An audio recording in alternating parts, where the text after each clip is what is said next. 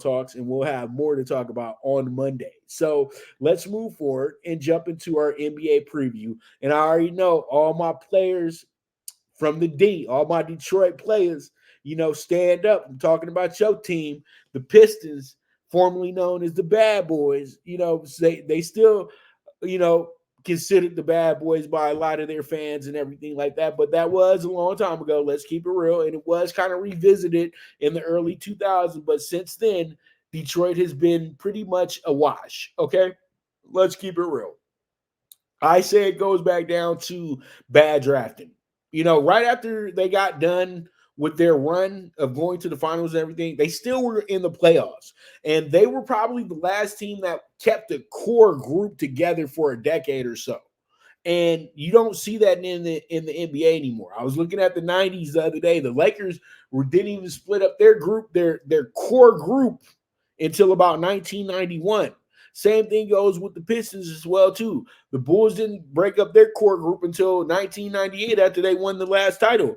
And that just goes to show you how teams are consistent in this league when they're able to stick together with 6, 7 guys that are going to be with this team for the next 5 to 6 years. The Pistons, I feel, have put themselves in that group to do that now, because they have a guy in Cade Cunningham that they believe a lot in. They believe a lot in Jaden Ivey as well, too. They went ahead and spent the assets to go get James Wiseman. They still got Durant as well, too, another very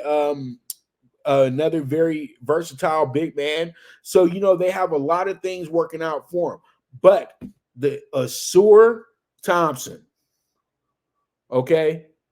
I got to make sure it's the right one, though, too, because it's Asur and Amin.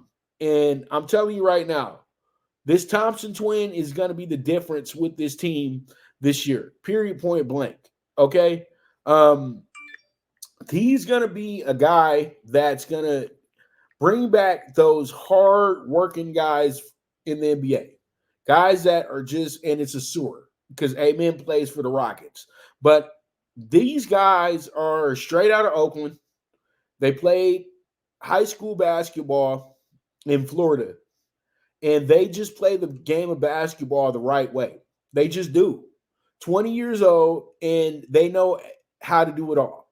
And they are really good players. We know we'll talk about his brother when we talk about Houston, but I feel that Amen is going to be, I feel like Asur, is going to be very, very vital to this Pistons team.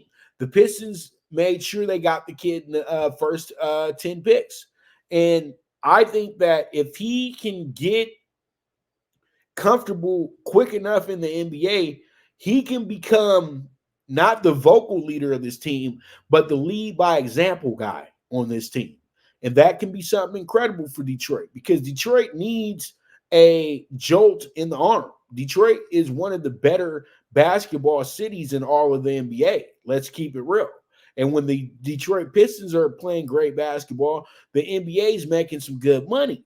You want to have these teams good. You want to have the Pistons good. You want to have the Bulls good. You want to have the Cavs good, because these are all cities that feed into the greater basketball populations. These guys live for basketball. Chicago, they live for it. Detroit, they live for it. Cleveland, they live for it. And these cities are important. And when the basketball teams are bad, that kind of takes away from a kid having that dream of wanting to play basketball further on down the road. So this team right here is a team that has to make their mark, in my opinion. They can't just be the same old Pistons that they've been for the last 15 years. It's a new day. It's a new time.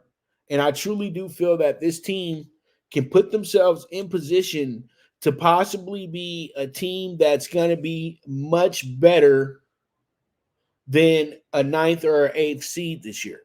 They could be a seventh seed this year. They have components to put them in place. But are you ready to win? That's the question. And I know a lot of people probably thinking, damn, Poppy kind of tripping. The East is wide open, okay? And with the team like Detroit, all they did was improve.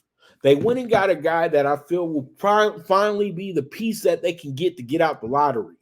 And I know that's what they want. Detroit actually tried to play a little hard last year, but they just did not have the players for that because they were too young. Now they're a year older. Caden Cunningham comes back fresh off of his injury, more confidence going into this season. So there's a lot of things that the Pistons have in place that can put the Pistons in position to be one of the better teams, one of the better improved teams in the NBA. And I think that anything's possible. You know what I mean? Because the Eastern Conference, as I keep saying, once we get away from the top three, the top four, 5 through 8 is wide open. So that really means 5 through 10 is wide open. And so pretty much the Pistons can put their hat in the ring for that, you know? And I feel that this team doesn't think that they're developing into building something. They're trying to develop into a winner at this point. You know, all the time for building and everything like that's been the last 3 years. But now it's time to go ahead and really cash the check about this situation.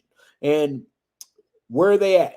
Let's see where they at when it comes to their over-under this year. I'm trying to get it for you guys right now. The over-under for the Pistons. Pistons over-under win total.